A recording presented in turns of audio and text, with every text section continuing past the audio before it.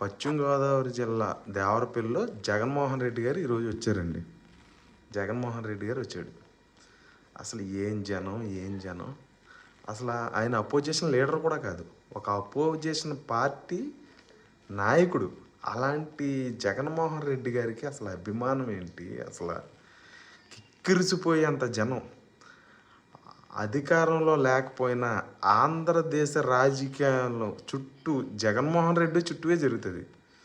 అసలు ఎందుకు అంత క్రేజ్ జగన్మోహన్ రెడ్డి అంటే, ఎందుకు అంత క్రేజ్ నాకు ఈ రోజుకి అర్థం కాదు. ఎందుకంటే అతని వ్యక్తిత్వం, ఒక ఎమోషనల్ బాండింగ్ ఉంటుంది జగన్మోహన్ రెడ్డి గారితో ప్రతి ఒక్కరికి. కొంతమంది అన్న అన్న అన్న అని, కొంతమంది మావయ్య అని, కొంతమంది నా కొడుకు అని, కొంతమంది ఏమో మా ఇంట్లో మనిషి అని ఫీల్ అవుతూ ఉంటారు జగన్మోహన్ రెడ్డిని. అలాగే ఆంధ్రప్రదేశ్లో ఏ నాయకుడిని అలా ఫీల్ అవ్వరు, నాకు తెలిసి ఫీల్ అవ్వరు. ఒక జగన్మోహన్ రెడ్డి అంటే ఒక నమ్మకం అందరికీ.